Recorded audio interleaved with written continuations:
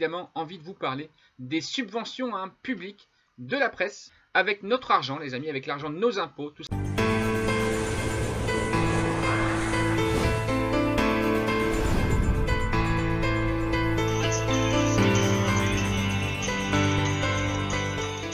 On apprend les millions versés avec l'argent de nos impôts, avec l'argent public, vers les journaux publics, mais également les journaux privés. Je cite par exemple 7 millions d'euros perçus par les journaux de M. Drahi en 2016, dont BFM, qui aujourd'hui est en décrié par une partie de la population. Un état des lieux aujourd'hui des subventions. Où va notre argent? Vous parlez de l'information, de la qualité de l'information, et je vous prouverai dans cette vidéo que l'information est parfois tout simplement étouffée à plusieurs titres. Et enfin, je voudrais vous parler d'une piste de solution avec, pourquoi pas, la suppression pure et simple de la redevance audiovisuelle, et donc la subvention pure et simple des subventions avec l'argent public de médias dont personne ne peut contester aujourd'hui que leur impartialité est pour le moins discutable. Je voudrais commencer bien évidemment par parler de certains médias, tout simplement en vous rappelant le privilège de tous les journalistes de France, que ce soit journalistes publics mais également journalistes privés bien évidemment. Un privilège qui date de plusieurs années puisque depuis 1998, je vous rappelle qu'en France, tous les journalistes qui ont la carte de presse bénéficient d'un montant de 7 650 € de déduction par rapport à leurs impôts, tout simplement. Privilège qu'ils additionnent bien évidemment avec le traitement habituel des concitoyens français. Les journalistes, sachez-le les amis, ont depuis 1998 la possibilité de déduire tout simplement cette somme de leurs impôts. Alors on peut se poser la question, puisque ces pouvoirs en place ont successivement tenté d'abolir ce privilège, puisque c'est un privilège aujourd'hui. C'est un avantage qu'on réserve à une certaine classe, à une certaine caste, à un certain régime, avantage financier, avantage d'argent. 7 650 €, ça fait beaucoup d'argent quand on le déduit sur la feuille d'impôt, alors que les autres citoyens, eux, n'ont pas cet avantage.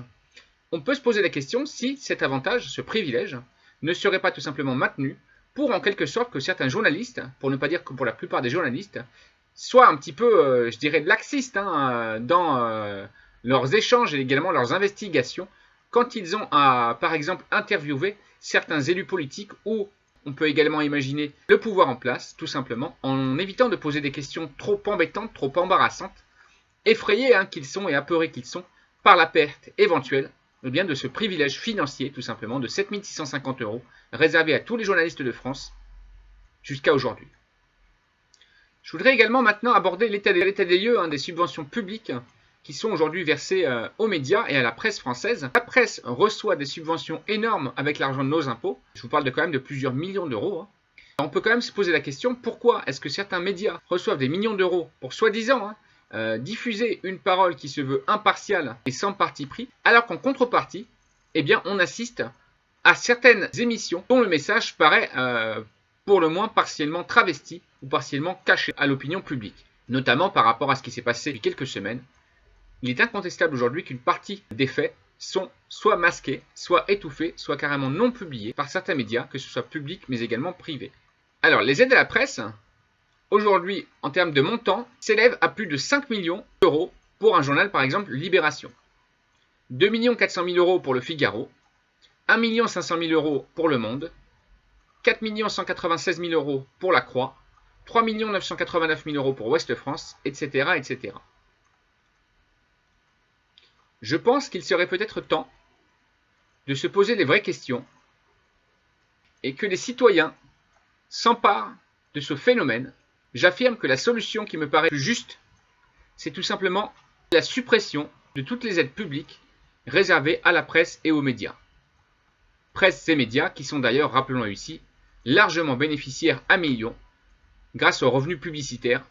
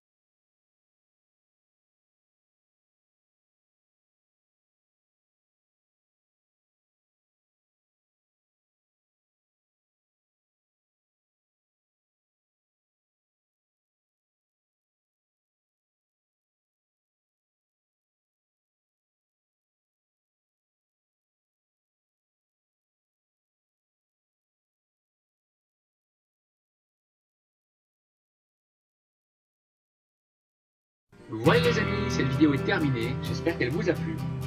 Abonnez-vous et cliquez sur la cloche pour être averti en premier de mes prochains événements et de mes nouvelles vidéos. Mettez des pouces en l'air et laissez un commentaire. Votre avis est important et vous savez que je lis tous les commentaires. Ciao ciao et vive les négociateurs.